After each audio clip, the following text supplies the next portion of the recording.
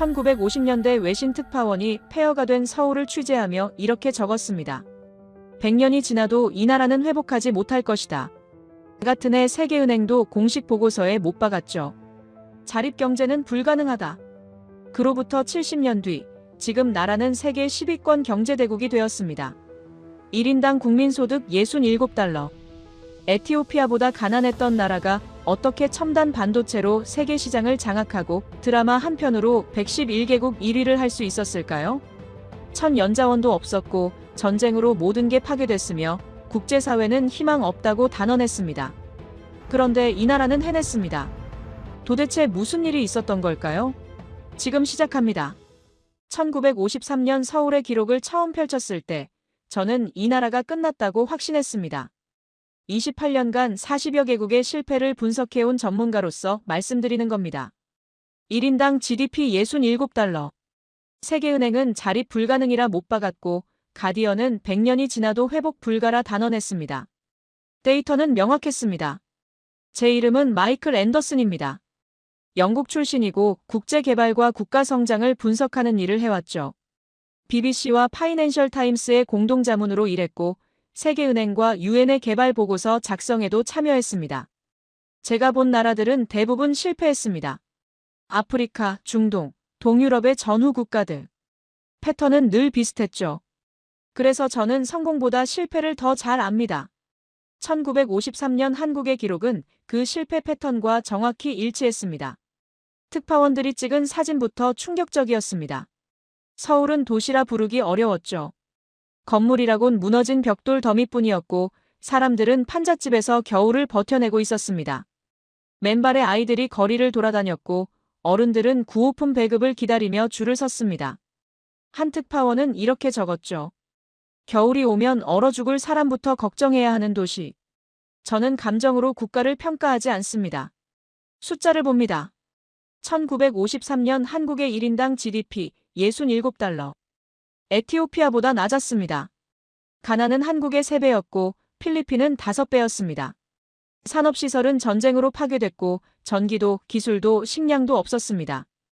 유엔은 국제 원조 없이는 생존 불가능이라 공식 판정했습니다. 세계은행은 최소 30년간 원조가 필요하며 그나마도 자립경제는 불가능하다고 못 박았습니다. 뉴욕타임스는 희망 없는 케이스라 기록했고 르몽드는 국가라 부르기 어려운 땅이라 표현했습니다. 저 역시 그들의 판단에 동의했습니다. 통계는 거짓말을 하지 않으니까요. 그런데 더 심각한 문제가 있었습니다. 인구였습니다. 좁은 국토에 사람만 넘쳐났습니다. 전쟁 난민이 유입됐고 북쪽에서 내려온 피난민들까지 더해졌죠. 먹을 것은 없는데 사람은 계속 늘어났습니다. 국제보고서마다 같은 문장이 반복됐습니다. 구조적으로 회생 불가능. 이건 의지의 문제가 아니었습니다. 시스템 자체가 무너진 상태였죠. 저는 한국을 수십 개 실패 국가 중 하나로 분류했습니다. 직업적 판단이었습니다. 냉정하게 들릴 수 있지만 그게 제 일이었습니다. 감정을 배제하고 데이터만 보는 것. 그리고 1953년 한국의 데이터는 명확했습니다. 이 나라는 끝났다고요. 보고서를 덮으려던 순간이었습니다. 한 귀퉁이에 이해할 수 없는 문장이 눈에 들어왔습니다. 1950년대 후반 한국 정부는 학교 건설에 국가 예산을 집중하고 있음. 저는 그 문장을 다시 읽었습니다. 학교라고요? 지금 학교를 짓고 있다는 겁니까? 공장도 도로도 항구도 없는 나라가 학교부터 짓고 있었습니다. 먹을 것도 부족한 상황에서 책과 연필을 나눠주고 있었다는 겁니다. 저는 노트에 메모를 남겼습니다. 우선순위 실종. 정책 판단 능력 의심됨. 이건 상식적으로 말이 안 됐습니다. 굶주리는 사람에게 필요한 건 빵이지 책이 아니니까요. 그런데 묘하게 그 문장이 머릿속에 남았습니다. 왜 지금 학교인가? 왜 하필 교육인가? 이 나라는 도대체 무엇을 보고 있는 건가? 저는 보고서를 다시 펼쳤습니다. 뭔가 놓친 게 있는 것 같았습니다. 데이터는 실패를 가리키고 있었지만 이 한 줄은 달랐습니다. 이건 실패 국가의 행동이 아니었습니다. 그때까지 한국은 통계상 이미 끝난 케이스였습니다. 그런데 이상했습니다. 끝난 나라가 20년 뒤를 준비하고 있었으니까요. 그 학교 건설 기록을 파헤치기 시작했습니다. 처음엔 단순한 호기심이었습니다. 이 나라가 도대체 무슨 생각으로 그런 선택을 했는지 알고 싶었죠. 자료를 모으면 모을수록 저는 혼란스러워졌습니다. 이건 호기심으로 넘길 문제가 아니었습니다. 1955년부터 1960년까지 불과 5년 동안 한국은 학교를 3,000곳 이상 지었습니다. 공장 하나 제대로 가동되지 않는 나라였습니다. 도로는 비포장이었고 전기는 하루에 몇 시간만 들어왔죠. 그런 상황에서 초등학교, 중학교를 전국에 세워나갔습니다. 저는 이 숫자를 보고 계산기를 두드렸습니다. 국가 예산 대비 교육 투자 비율이 말도 안 되는 수준이었습니다. 국제사회의 반응은 냉소였습니다. 이코노미스트는 사설에 이렇게 적었습니다. 배고픈 사람에게 필요한 건 책이 아니라 빵이다. 파이낸셜 타임스는 우선순위를 모르는 정부라 비판했죠. 유엔 개발 자문단은 식량 증산과 기초 인프라 구축이 먼저라고 권고했습니다. 한국 정부는 그 권고를 무시했습니다. 학교 건설을 멈추지 않았습니다. 저 역시 그들의 비판에 동조했습니다. 당연했습니다. 제가 본 개발도상국들은 모두 같은 순서를 밟았으니까요. 먼저 먹고 살 길을 만들고 그 다음에 교육을 생각하는 거죠. 한국은 그 순서를 뒤집었습니다. 아니, 아예 무시했습니다. 그런데 5년 뒤 통계를 보고 저는 입을 다물 수 없었습니다. 문맹률이 78%에서 22%로 떨어졌습니다. 불과 5년 만에요. 읽고 쓰고 계산할 수 있는 인구가 폭발적으로 늘어난 겁니다. 이건 단순한 숫자 변화가 아니었습니다. 한 세대 전체가 바뀐 겁니다. 저는 다른 나라들의 문맹률 개선 속도를 찾아봤습니다. 보통 10년에 10% 정도 줄어들었습니다. 그것도 국제 원조를 받으면서요. 한국은 원조를 교육에 쓰지도 않았습니다. 자체 예산으로 밀어붙였죠. 그리고 5년 만에 56%를 끌어내렸습니다. 이건 정상적인 속도가 아니었습니다. 교실 사진을 봤습니다. 책걸상도 부족해서 바닥에 앉아 공부하는 아이들이었습니다. 교과서는 여러 명이 나눠받고 연필은 손가락만 한 크기로 줄어들 때까지 썼죠. 그런데도 교실은 가득 차 있었습니다. 부모들이 아이들을 학교에 보냈습니다. 먹을 것도 부족한데 말입니다. 저는 그때 깨달았습니다. 이건 정부만의 선택이 아니라는 걸요. 국가 전체가 미래에 걸고 있었습니다. 당장의 배고픔보다 20년 뒤를 선택한 겁니다. 이런 나라를 저는 본 적이 없었습니다. 보통 가난한 나라는 내일을 걱정합니다. 다음 주를 걱정하죠. 20년 뒤를 내다보는 나라는 선진국뿐이었습니다. 그런데 한국은 달랐습니다.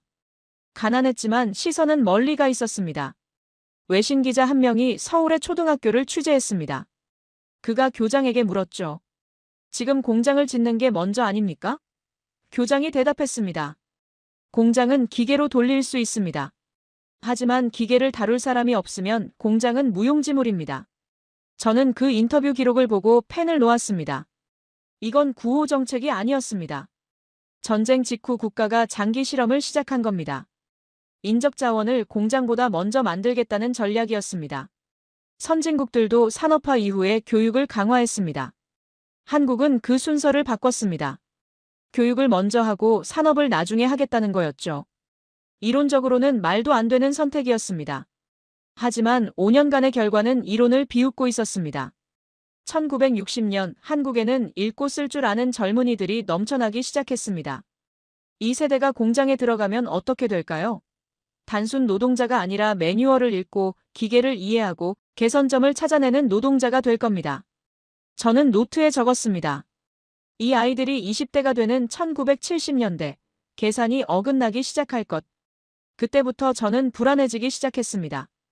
이 나라가 실패할 거라 확신했는데 뭔가 다른 길을 가고 있었습니다. 데이터는 여전히 비관적이었습니다. 경제 지표는 최하위권이었고 수출은 미미했죠. 하지만 교육 통계만큼은 달랐습니다. 이상하게 빨랐습니다. 이상하게 집요했습니다. 저는 한국을 다시 분류해야 할지 고민했습니다. 실패 국가 목록에서 빼야 하나? 아니면 그냥 예외 케이스로 남겨둘까? 결론을 내릴 수 없었습니다. 아직 결과가 나오지 않았으니까요. 하지만 한 가지는 확실했습니다. 이 나라는 보통의 가난한 나라가 아니었습니다. 뭔가 다른 실험을 하고 있었습니다. 1961년 한국 정부가 발표한 숫자를 보고 저는 웃음이 나왔습니다. 10년 안에 수출 10억 달러를 달성하겠다는 겁니다. 당시 한국의 연간 수출액이 얼마였는지 아십니까? 4천만 달러였습니다. 25배를 늘리겠다는 선언이었죠. 수출 품목 목록을 봤습니다. 생선, 김, 텅스텐, 가발. 이게 전부였습니다. 공산품은 거의 없었습니다. 기술도 자본도 경험도 없었죠. 그런 나라가 10년 뒤 10억 달러를 수출하겠다고 말한 겁니다. 저는 이 발표문을 다른 분석가들에게 보냈습니다. 반응은 한결같았습니다. 또 시작이군요. 파이낸셜 타임스는 사설에서 비현실적 목표라고 잘라 말했습니다. 이코노미스트는 경제 원리를 이해하지 못한 선언이라 비판했죠. 심지어 우호적이던 미국 언론마저 야심은 좋으나 현실성 제로라고 평가했습니다. 국제경제학자들은 계산기를 두드리며 고개를 저었습니다. 저 역시 그들과 다르지 않았습니다. 25배 성장이라니요? 10년 안에요? 제가 분석해온 개발도상국들을 떠올렸습니다. 그들도 목표는 거창했습니다. 5년 안에 선진국 진입, 10년 안에 빈곤 탈출, 그런 선언들을 수없이 봤죠. 그리고 결과도 봤습니다. 대부분 실패했습니다. 목표만 있고 실행은 없었으니까요. 한국도 같을 거라 생각했습니다. 말만 거창한 나라들 중 하나겠거니. 그런데 1962년 이상한 보고서가 들어왔습니다. 울산의 공업단지를 착공했다는 겁니다. 저는 지도를 펼쳤습니다. 울산은 작은 어촌이었습니다. 인구 몇만 명의 어선 몇 척이 전부인 마을이었죠. 그곳에 공장을 짓겠다는 겁니까? 항구도 없었습니다. 도로도 제대로 안 돼 있었습니다. 전기 공급도 불안정했죠. 그런 곳에 대규모 공업단지를 만들겠다니요. 저는 이 계획서를 보고 혀를 찼습니다. 또 허황된 계획이군. 그런데 3개월 뒤 현장 사진이 들어왔습니다. 공사가 시작됐습니다. 말로만 하는 게 아니었습니다. 실제로 삽을 들고 땅을 파고 있었습니다. 저는 사진을 확대해서 봤습니다. 중장비도 부족해 보였습니다. 인부들이 삽과 곡괭이로 땅을 고르고 있었죠. 그런데 멈추지 않았습니다. 비가 와도 추워도 공사는 계속됐습니다. 이때부터 저는 한국을 다르게 보기 시작했습니다. 보통 실패 국가들은 목표를 발표하고 박수를 받습니다. 그리고 끝입니다. 실행 계획은 없죠. 예산은 어디선가 나타나길 기다립니다. 국제 원조를, 외국 투자를 기다리는 겁니다. 그렇게 몇 년이 지나면 목표는 잊혀집니다. 한국은 달랐습니다. 선언과 동시에 움직였습니다. 10억 달러 목표를 발표한 지 1년도 안 돼서 공업단지 공사가 시작됐습니다.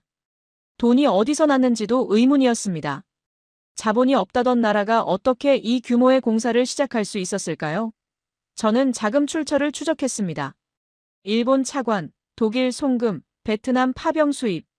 모든 외화를 이 공사에 쏟아붓고 있었습니다. 이건 도박이었습니다. 실패하면 나라가 무너질 수 있는 규모였죠. 그런데 그들은 멈추지 않았습니다. 울산뿐만 아니었습니다. 전국 곳곳에서 공장 부지가 조성됐습니다. 인천, 구로, 창원. 아무것도 없던 땅에 기초공사가 시작됐죠. 저는 이 속도를 이해할 수 없었습니다. 계획 수립부터 착공까지 보통 몇 년이 걸립니다. 한국은 몇 달 만에 해치웠습니다. 외신 기자들이 현장을 취재하기 시작했습니다. 한 기자가 공사 책임자에게 물었습니다. 자본도 기술도 없는데 어떻게 이 공사를 진행하십니까? 책임자가 대답했죠. 없으면 만들면 됩니다. 공장이 있어야 기술이 생깁니다. 저는 그 인터뷰를 읽고 펜을 놓았습니다. 이 사람들은 정말로 믿고 있었습니다. 선언이 허풍이 아니었습니다. 진짜 목표였습니다. 저는 노트에 적었습니다. 한국은 선언과 행동 사이에 간격이 없다. 목표를 말하면 즉시 실행한다. 이건 위험하다. 왜 위험하다고 적었을까요? 제 경험상 이렇게 빠르게 움직이는 나라는 두 가지 중 하나였습니다. 대성공하거나 대실패하거나. 중간은 없었습니다.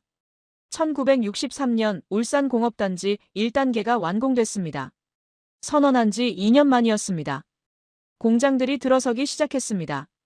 비료공장, 정유공장, 시멘트공장. 기초산업시설들이 가동되기 시작한 겁니다. 저는 이 속도에 당황했습니다. 이론적으로 불가능한 속도였습니다. 그때 저는 처음으로 두려움을 느꼈습니다. 분석가로서의 두려움이었죠. 제가 틀렸을 수도 있다는 생각이 들었습니다.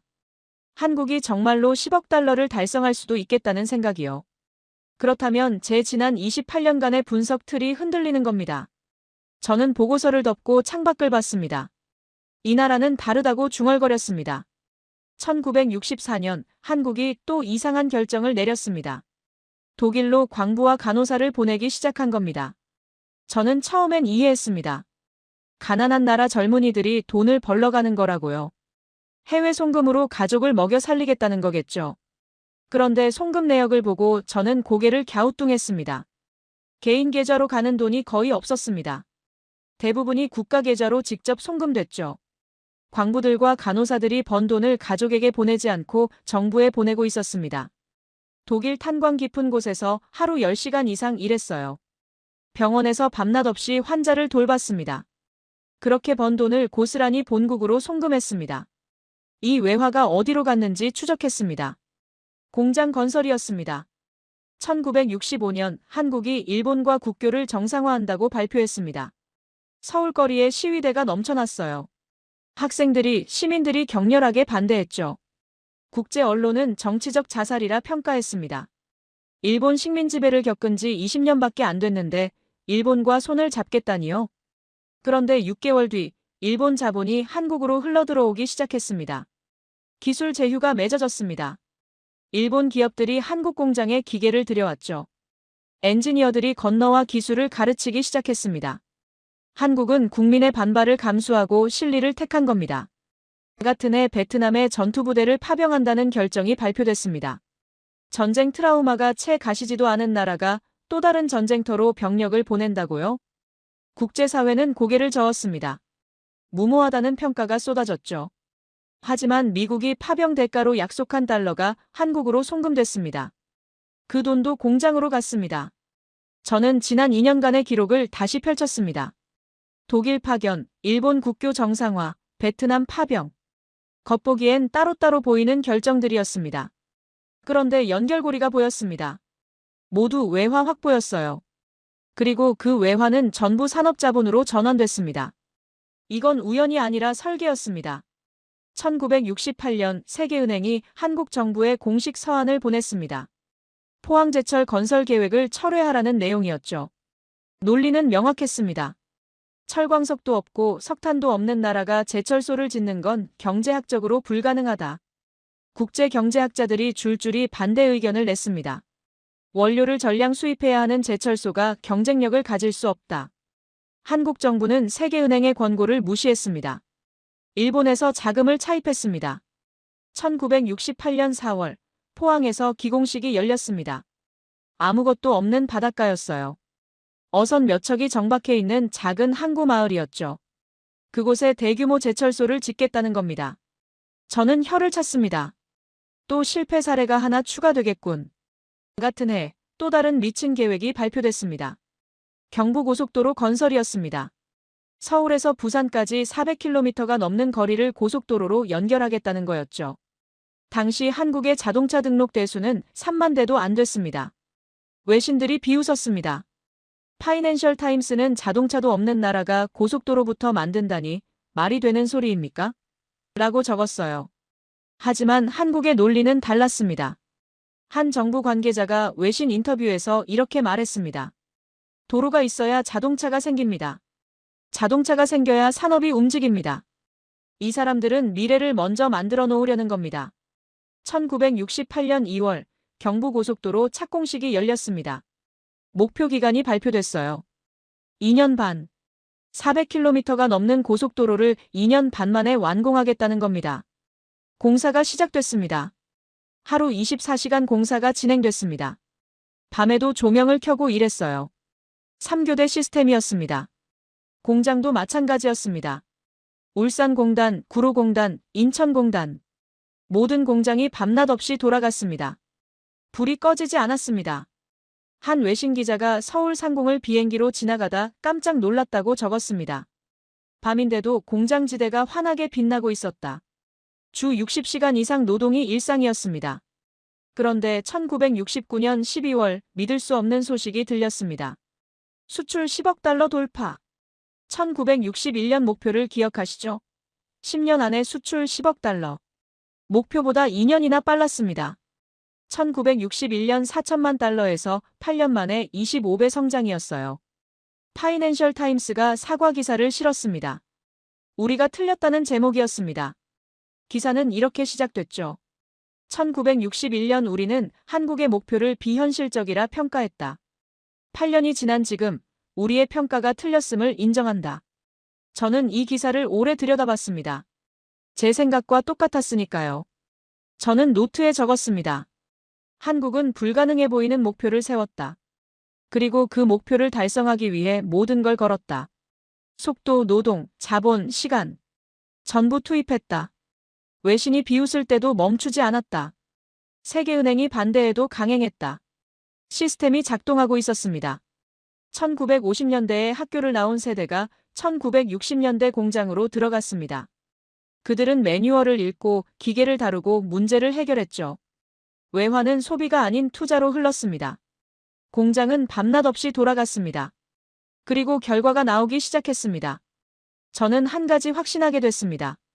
한국은 미래를 먼저 만들어 놓고 따라오게 한다는 것을요. 1970년 경부고속도로가 완공됐습니다. 2년 5개월 만이었어요. 개통식 사진을 봤습니다. 텅 빈 고속도로였습니다.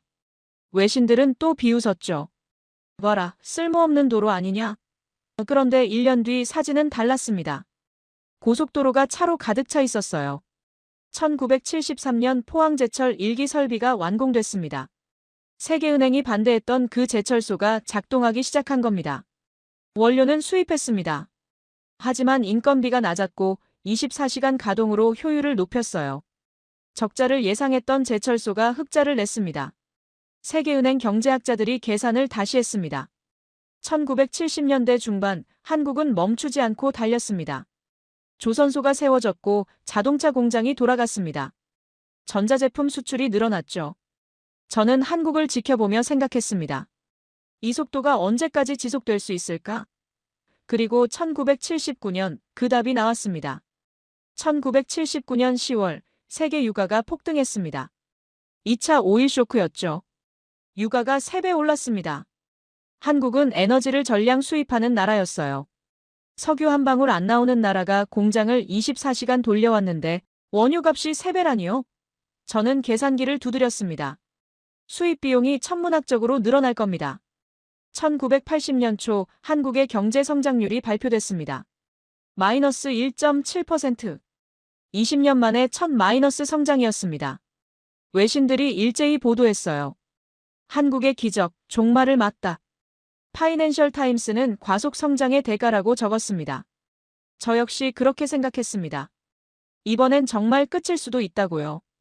그런데 이상한 점이 눈에 들어오기 시작했습니다. 공장 가동률이 떨어져야 맞았습니다. 그런데 공장 굴뚝에서 여전히 연기가 나오고 있었어요. 밤에도 불이 켜져 있었습니다. 교육 시스템도 유지되고 있었습니다. 대학 진학률이 떨어지지 않았어요. 기술 인력도 대량 해고되지 않았습니다. 시스템이 무너지지 않고 있었던 겁니다. 1981년 한국 경제가 다시 7% 성장을 기록했습니다. 1년 만에 반등한 겁니다. 저는 믿을 수가 없었습니다. 보통 이런 규모의 충격을 받으면 3년, 5년은 고전하는데요. 그런데 바로 그 해 한국은 또 다른 도박을 시작했습니다. 1983년 삼성이 64K DRAM 개발에 성공했다는 소식이 들렸습니다. 반도체였습니다. 당시 세계 반도체 시장은 일본과 미국이 장악하고 있었어요. 한국이 끼어들 틈이 전혀 없어 보였죠. 월스트리트 저널이 이렇게 썼습니다. 삼성의 반도체 도전은 무모하다. 일본과 미국이 지배하는 시장에서 한국이 살아남을 가능성은 거의 없다. 저도 같은 생각이었습니다. 또 불가능한 도전을 시작하는구나.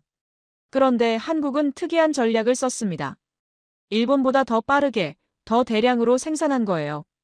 일본이 256K를 만들 때 한국은 이미 1MB를 준비했습니다. 속도 경쟁이었죠. 그리고 한국이 이 게임에 강했던 겁니다. 삼성 반도체 연구소를 취재한 외신 기자가 놀란 건 이거였습니다. 한국 엔지니어들은 공장에서 산다. 문제가 생기면 밤을 새워 해결한다. 일본 엔지니어들이 퇴근할 시간에 한국 엔지니어들은 이제 본격적으로 일을 시작한다. 당시 한국 반도체 연구원들의 평균 근무 시간은 주 70시간이 넘었습니다. 1986년 놀라운 일이 벌어졌습니다. 한국이 일본을 제치고 DRAM 시장 1위에 오른 겁니다. 불과 3년 만의 일이었어요. 파이낸셜 타임스가 긴급 특집을 냈습니다. 한국은 어떻게 반도체 강국이 되었나? 저는 그 기사를 읽으며 고개를 끄덕였습니다. 반도체는 새로운 게임이 아니었습니다. 같은 공식의 반복이었어요.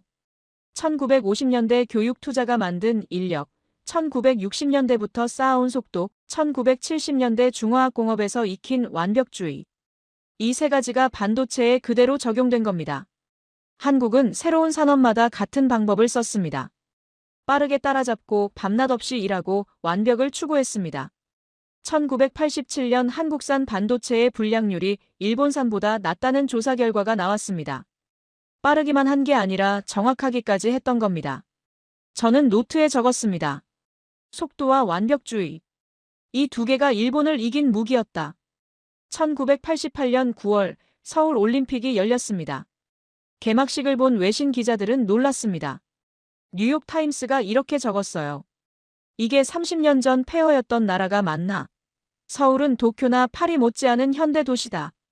전자체점 시스템, 대형 스크린, 완벽한 중계 시스템. 올림픽 자체가 한국의 기술력을 보여주는 쇼케이스였습니다. BBC가 이렇게 평가했습니다. 서울 올림픽은 역대 올림픽 중 가장 완벽하게 운영된 대회다. 올림픽이 끝난 뒤 한국에 대한 세계의 시선이 완전히 바뀌었습니다. 더 이상 개발도상국이 아니었어요. 선진국 문턱에 있는 나라였죠. 1989년 한국의 1인당 국민소득이 5,000달러를 넘었습니다. 1953년 67달러였던 게 36년 만에 75배가 된 겁니다. 저는 그해 말 보고서를 작성했습니다. 제목은 한국 모델의 지속 가능성이었습니다. 보고서에 이렇게 적었습니다. 한국은 위기 때마다 시스템을 지켰다. 그리고 시스템이 살아있는 한 회복은 빨랐다. 이제 한국은 반도체라는 새로운 무기를 손에 넣었다. 그런데 저는 알지 못했습니다. 1990년대에 한국이 마주할 가장 큰 시험이 기다리고 있다는 것을요. 1990년대가 시작되었습니다. 세계가 바뀌고 있었어요. 1989년 베를린 장벽이 무너졌고 1991년 소련이 해체됐습니다. 냉전이 끝났죠. 세계는 하나의 시장으로 통합되기 시작했습니다. 이제 한국은 전 세계와 직접 경쟁해야 했습니다.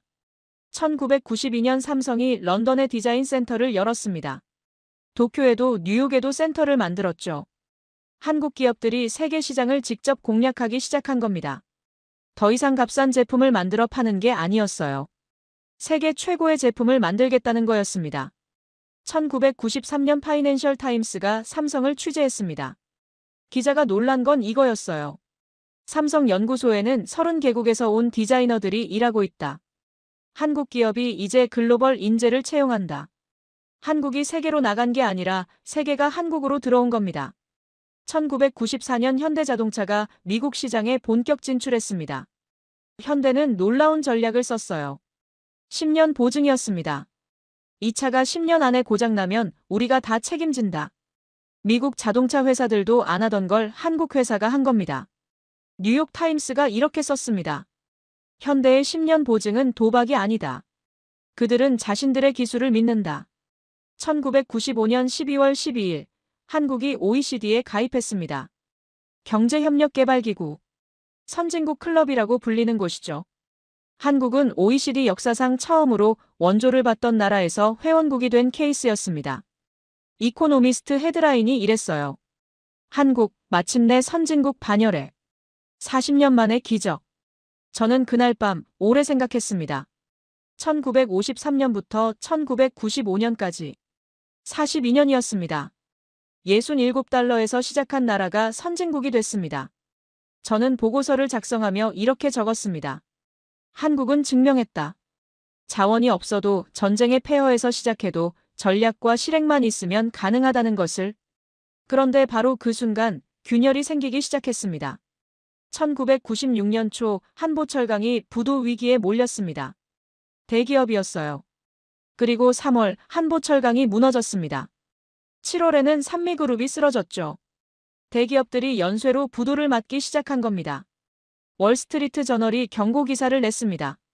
한국 기업들의 부채 비율이 너무 높다. 위험 수준이다. 저는 그 기사를 읽으며 불안했습니다. 너무 빨리 성장한 대가일 수 있었습니다. 자본보다 빠르게 투자했고 수익보다 빠르게 확장했죠. 1997년 여름, 태국에서 이상한 소식이 들렸습니다. 태국 바트화가 폭락했습니다. 외환위기였어요. 그리고 그게 도미노처럼 번지기 시작했습니다. 7월 태국, 8월 인도네시아, 9월 말레이시아. 하나씩 무너졌습니다. 아시아 전체가 흔들리고 있었어요. 저는 긴급회의에 참석했습니다. 국제경제 전문가들이 모였죠. 누군가 한국 이야기를 꺼냈습니다. 한국도 위험합니다. 외환 보유고가 충분하지 않아요. 저는 자료를 펼쳤습니다. 한국 기업들의 단기 외채 규모가 눈에 들어왔습니다. 1000억 달러가 넘었습니다. 그런데 외환 보유고는 300억 달러도 안 됐어요. 10월, 한국 원화가 흔들리기 시작했습니다. 11월 초 외국 자본이 빠져나가기 시작했습니다. 은행들이 달러 확보에 나섰지만 시장에 달러가 없었어요. 외환 보유고가 급격히 줄어들었습니다. 11월 중순, 대기업들이 연쇄로 위기에 빠졌습니다. 저는 서울로 갔습니다. 거리 분위기가 심상치 않았습니다. 은행 앞에 사람들이 줄을 섰어요. 달러로 바꾸려는 사람들이었습니다. 환전소마다 달러 없음이라는 팻말이 붙었죠. 기업들은 해외 채권자들에게 갚을 돈이 없었습니다. 국가 전체가 디폴트 직전이었습니다. 1997년 11월 21일 밤, 저는 호텔방에서 뉴스를 봤습니다. 정부가 긴급회의를 열고 있다는 소식이었어요. 다음 날인 11월 22일, 한국 정부는 IMF에 구제금융을 신청했습니다. 국제통화기금이었습니다. 40년간 쌓아올린 모든 것이 한순간에 무너지는 것처럼 보였습니다. 뉴욕타임스 일면 헤드라인이었습니다. 한국의 기적이 끝나다. IMF 구제금융 신청. 이코노미스트는 더 냉정했습니다. 한국은 최소 10년은 회복하지 못할 것이다. 잃어버린 10년이 시작됐다. 파이낸셜 타임스도 비슷한 논조였어요. 과속 성장의 필연적 결말. 저는 그날 밤 1953년 서울의 기록을 다시 꺼내 읽었습니다. 100년이 지나도 이 나라는 다시 일어서지 못할 것이다.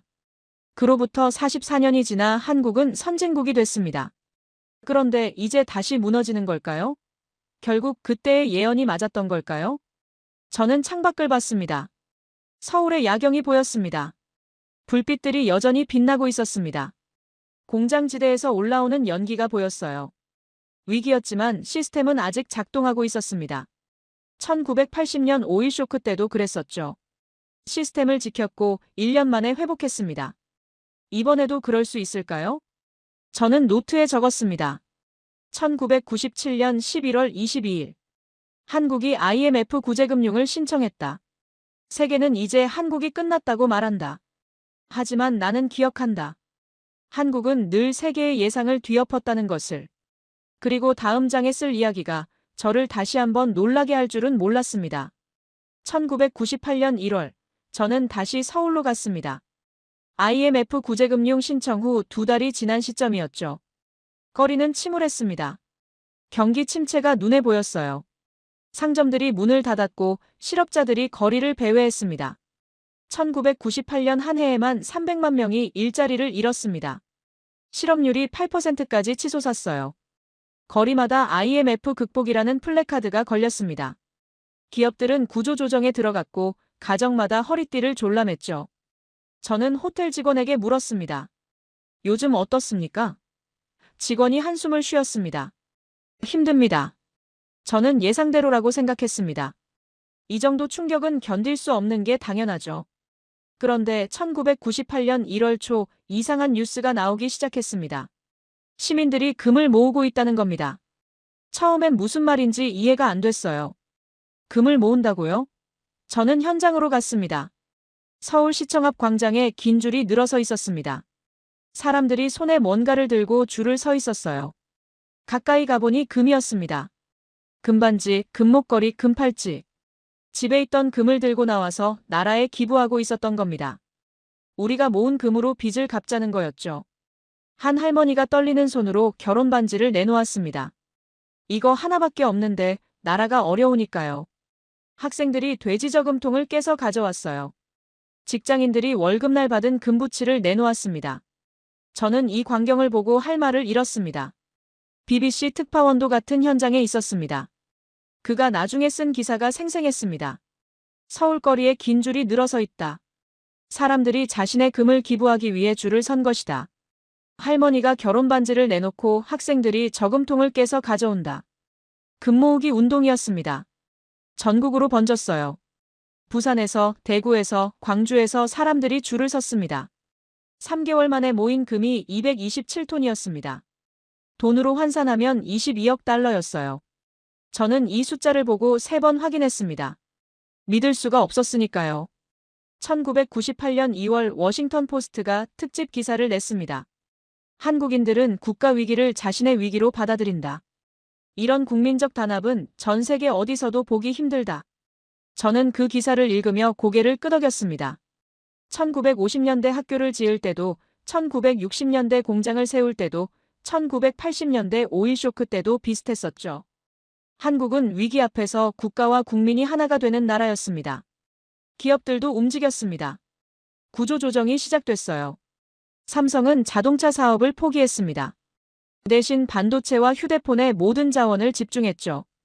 현대는 기아를 인수하면서 자동차 사업을 통합했습니다. 불필요한 사업을 정리하고 핵심 역량에 집중한 겁니다. 고통스러웠습니다. 하지만 시스템은 무너지지 않았습니다. 공장은 멈추지 않았어요. 교육도 계속됐습니다. 기술 인력이 대량 해고되지 않았습니다. 회사들이 위기 상황에서도 핵심 인력을 붙잡고 있었던 겁니다. 저는 이 패턴을 어디선가 본 기억이 났습니다. 1980년 오일 쇼크 때였죠. 1998년 말 한국 경제에 회복 신호가 보이기 시작했습니다. 수출이 다시 늘어났어요. 외환 보유고가 쌓이기 시작했습니다. 삼성 반도체가 세계 시장에서 점유율을 높였고 현대자동차 수출이 증가했죠. 저는 통계를 보며 눈을 의심했습니다. 벌써 1999년 경제 성장률이 플러스로 돌아섰습니다. IMF는 10년은 걸릴 거라고 했습니다. 그런데 한국은 1년 만에 반등 조짐을 보이고 2년 만에 성장 궤도에 올라섰습니다. 외신들이 놀라기 시작했습니다. 어떻게 이렇게 빨리 회복하는가? 2000년 한국 경제는 완전히 회복했습니다. IT 버블이 터지기 전이었죠. 삼성전자가 세계 반도체 시장을 장악하기 시작했고 현대자동차가 미국 시장에서 인정받기 시작했습니다. 저는 보고서를 작성하며 이렇게 적었습니다. 한국은 위기를 기회로 바꿨다. 구조조정을 통해 더 강해졌다. 그리고 2001년 8월 23일 역사적인 발표가 나왔습니다. 한국이 IMF 차입금 195억 달러를 전액 조기 상환한 겁니다. 원래 2004년까지 갚기로 했던 빚을 2001년에 다 갚아버린 거예요. 3년 10개월 만이었습니다. IMF 역사상 최단기간 상환이었습니다. 파이낸셜 타임스가 일면 특집을 냈습니다. 제목이 불사조 한국이었습니다. 부제는 세계 경제사에서 가장 빠른 회복이었죠. 기사는 이렇게 시작됐습니다. 1997년 세계는 한국이 끝났다고 말했다. 2001년 한국은 세계가 틀렸다고 증명했다. 이코노미스트도 특집을 냈습니다. 한국은 어떻게 3년 만에 회복했는가? 기사가 분석한 이유들이 흥미로웠습니다. 첫째, 국민적 단합. 금 모으기 운동 같은 자발적 참여. 둘째, 과감한 구조조정. 불필요한 사업 정리. 셋째, 핵심 역량 유지. 위기 속에서도 기술과 인력을 지킴. 저는 그 기사를 읽으며 웃음이 나왔습니다. 맞는 말이었지만 표면적인 분석이었어요. 진짜 이유는 더 깊은 곳에 있었습니다. 한국은 1953년부터 위기를 겪어왔습니다. 전쟁, 오일 쇼크, 정치적 혼란. 계속 넘어졌고 계속 일어났죠. 위기가 올 때마다 시스템을 지켰습니다. 그래서 회복이 빨랐던 겁니다. 다른 아시아 국가들은 IMF 위기 때 시스템이 붕괴됐습니다. 인도네시아는 10년이 지나도 회복하지 못했어요. 태국도 오래 고전했습니다. 한국만 달랐습니다. 위기 속에서도 교육을 멈추지 않았고 기술 인력을 유지했으며 핵심 산업을 살렸습니다. 저는 2001년 말 최종 보고서를 작성했습니다. 제목은 한국의 위기 극복 패턴이었습니다. 보고서에 이렇게 적었습니다. 한국은 위기를 처음 맞이하는 게 아니었다. 50년간 반복된 위기 속에서 체득한 것이 있었다. 시스템을 지키는 법, 빠르게 회복하는 법, 그리고 위기를 더 강해지는 기회로 만드는 법. 3년 만의 회복은 기적이 아니라 선택이었습니다. 고통스러웠지만 포기하지 않았던 선택. 국민이 금반지를 내놓고 기업이 구조를 바꾸고 정부가 개혁을 밀어붙인 선택. 그 선택들이 모여서 3년 만에 기적을 만든 겁니다. 저는 창밖을 봤습니다. 2001년 서울의 야경이었습니다. 1997년과 똑같이 불빛들이 빛나고 있었습니다. 아니, 더 밝았습니다. 한국은 또다시 세계의 예상을 뒤엎었습니다. 그리고 이제 21세기를 맞이하며 한국은 완전히 새로운 영역으로 도약하게 됩니다. 2001년 IMF를 조기 상환한 한국은 멈추지 않았습니다. 오히려 더 빨라졌어요. 2000년대 초반 한국 기업들은 세계 시장에서 이상한 전략을 쓰기 시작했습니다. 단순히 따라잡는 게 아니라 격차를 벌리기 시작한 겁니다. 2002년 삼성전자가 세계 메모리 반도체 시장 점유율 1위를 차지했습니다. 그런데 여기서 멈추지 않았어요. 다음 세대 반도체를 미리 개발했습니다. 일본이 따라올 때쯤이면 한국은 이미 그 다음 단계로 넘어가 있었죠. 파이낸셜 타임스가 이런 용어를 만들었습니다. 기술 초격차 전략. 2005년 현대중공업이 세계 조선 시장 1위에 올랐습니다. 단순한 배가 아니었어요. LNG 운반선, 해양 플랜트 같은 고부가 가치 선박이었습니다. 유럽 조선소들이 만들던 것들이었죠. 그런데 한국이 더 빠르게, 더 정확하게 만들었습니다. 유럽 조선소들이 하나씩 문을 닫기 시작했습니다. 자동차도 마찬가지였습니다. 현대기아차가 세계 5위권으로 올라섰어요. 그런데 더 놀라운 건 따로 있었습니다. 2000년대 중반부터 한국 기업들이 전기차 배터리에 집중하기 시작한 겁니다. LG화학, 삼성 SDI가 배터리 생산에 뛰어들었죠. 당시만 해도 전기차 시장이 크지 않았습니다. 그런데 한국은 미리 준비했습니다. 저는 이 패턴을 어디선가 봤다는 생각이 들었습니다. 1968년 경부고속도로를 만들 때와 똑같았어요. 자동차가 없는데 도로부터 만든 거. 시장이 없는데 기술부터 확보한 겁니다. 그리고 10년 뒤 전기차 시장이 폭발했을 때 한국은 이미 준비가 돼 있었습니다. 그런데 2000년대 중반 완전히 다른 영역에서 이상한 일이 벌어지기 시작했습니다. 2004년 일본에서 한국 드라마가 엄청난 인기를 끌었습니다. 겨울연가였어요. 일본 중년 여성들이 배용준을 보러 한국으로 몰려왔죠. 저는 처음엔 일시적 유행이라고 생각했습니다. 하지만 아니었습니다. 2006년 파이낸셜 타임스가 한국 엔터테인먼트 산업을 취재했습니다. 기자가 발견한 건 이거였어요. 한국은 문화를 산업으로 만들었다. 아이돌 그룹을 만드는 과정이 마치 반도체를 만드는 것처럼 체계적이다. 저는 그 기사를 읽고 놀랐습니다. 연습생을 5년씩 훈련시키고 노래춤 외국어를 가르치고 완벽할 때까지 데뷔시키지 않는 시스템. 반도체 생산 라인과 똑같은 방식이었습니다. 2012년 7월 4일에 강남스타일이 발표됐습니다. 유튜브 조회수가 10억을 돌파했어요. 인류 역사상 처음 있는 일이었죠. 미국 대통령이 말춤을 췄고 UN 사무총장이 따라췄습니다. 뉴욕타임스가 이렇게 분석했습니다. 강남스타일의 성공은 우연이 아니다. 이건 한국이 20년간 준비해온 문화산업의 결과다. 2013년 방탄소년단이 데뷔했습니다. 처음엔 아무도 주목하지 않았어요. 작은 기획사 출신이었으니까요. 하지만 그들은 유튜브와 소셜미디어를 통해 전 세계 팬들과 직접 소통했습니다. 2018년 그들은 빌보드 1위에 올랐습니다. 한국어로 노래하는데 전 세계 사람들이 듣는 겁니다. 2018년 BBC가 이렇게 썼어요. BTS는 비틀스 이후 가장 성공적인 팝그룹이다. 그리고 그들은 한국어로 노래한다. 저는 이 현상을 보며 깨달았습니다. 한국이 반도체를 만들듯이 아이돌을 만들고 있다는 것을요. 속도, 완벽주의 시스템. 1960년대부터 쌓아온 그 방법론이 문화산업에 그대로 적용된 겁니다. 2019년 5월 봉준호 감독의 기생충이 칸 영화제 황금종려상을 받았습니다. 그리고 2020년 2월 아카데미 작품상을 받았죠. 비영어권 영화로는 최초였습니다. 로스앤젤레스 타임스가 이렇게 썼습니다. 한국 영화가 할리우드를 이겼다. 이건 문화 권력의 이동을 의미한다. 2021년 9월 오징어 게임이 넷플릭스를 장악했습니다. 111개국에서 1위를 했어요. 월스트리트 저널이 특집을 냈습니다. 한국은 어떻게 문화 강국이 되었나? 그런데 저는 그 기사를 읽으며 중요한 걸 발견했습니다. 문화만 성공한 게 아니었다는 거예요. 2020년대 들어 한국은 기술과 문화 두 영역에서 동시에 폭발하고 있었습니다.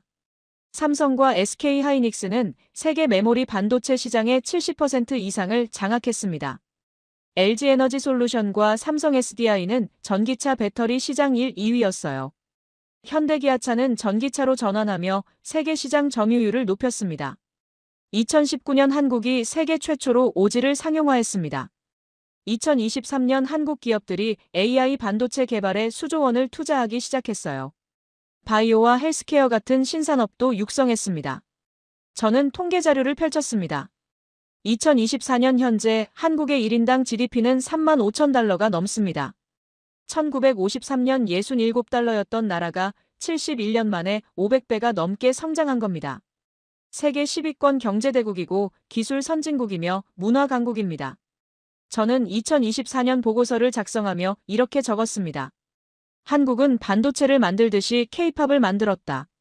기술과 문화 두 개가 동시에 터진 건 우연이 아니었다. 같은 시스템, 같은 방법론의 결과였다. 2024년 3월 이코노미스트가 한국 특집을 냈습니다. 제목이 기적이 아닌 전략이었습니다. 기사는 이렇게 시작됐죠. 70년 전 세계는 한국이 100년이 지나도 일어서지 못할 거라 말했다. 2024년 한국은 세계의 기준을 만들고 있다. 이건 기적이 아니었다. 전략이었다. 저는 오랫동안 한국을 데이터로만 봤습니다. 그래서 틀렸습니다. 한국은 숫자로 성장한 나라가 아니었어요. 1950년대에 학교부터 지었던 그 선택, 1960년대에 불가능한 목표를 세웠던 그 용기, 1970년대에 밤낮 없이 일했던 그 속도, 1980년대에 반도체에 뛰어들었던 그 도전, 1990년대의 위기를 극복했던 그 회복력. 그 모든 게 쌓여서 지금의 한국을 만든 겁니다. 저는 창밖을 봤습니다. 2024년 서울의 야경이었습니다. 1953년 폐허였던 이 도시가 이제 세계가 주목하는 도시가 됐습니다. 거리엔 한국어를 배우러 온 외국인들이 걸어다니고 K-팝이 흘러나오고 삼성과 현대의 로고가 빛나고 있었습니다. 71년간의 기록이 증명했습니다. 불가능은 없다는 것을. 자원이 없어도 전쟁의 폐허에서 시작해도 전략과 실행만 있으면 가능하다는 것을. 교육을 먼저 하고 속도로 따라잡고 완벽을 추구하고 위기를 기회로 바꾸고 절대 멈추지 않으면 된다는 것을. 그리고 한국은 그 살아있는 증거였습니다.